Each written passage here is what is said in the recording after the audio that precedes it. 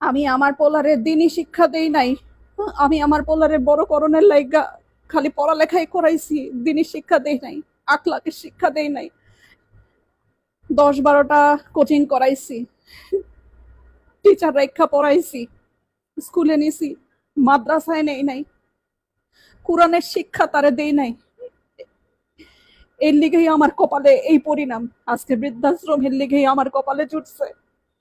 যদি আল্লাহ শিক্ষা দিতাম তাইলে তাইলে আজকে আমার এই অবস্থা হইতো না। জীবনে কোনোদিন দেখছেন কোন আলেম গো বাপ মা বৃদ্ধাশ্রমে গেছে? যায় নাই। কোন আলেমের বাপ মা বৃদ্ধাশ্রমে যায় না। যায় আমগো মতো যারা বাপ মা স্বশিক্ষায় শিক্ষিত কইরা উচ্চতর ডিগ্রি দেই, তাগো পোলাপানরাই এক সময় বড় হইয়া চক্ষু ফুইটা যায়। আর তাগো পোলাপানরাই বাপ মারে পাঠায় বৃদ্ধাশ্রমে। আর নাইলে সুদূরে গিয়া বইসা থাকে, বাপ মার খেয়াল রাখে না, খালি নিজেরটা বুঝে। এটা একটা মায়ের আর্তনাদ, একটা মায়ের কথা। আপনারা এই ভুল করেন না যে ভুল আমি করছি।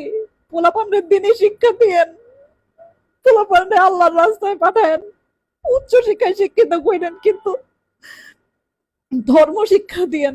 ধর্ম শিক্ষা না দিলে পোলাপান কোনোদিন বাপ মার মর্যাদা বুঝে না, কোনোদিনও বুঝে না। মনে রেখেন।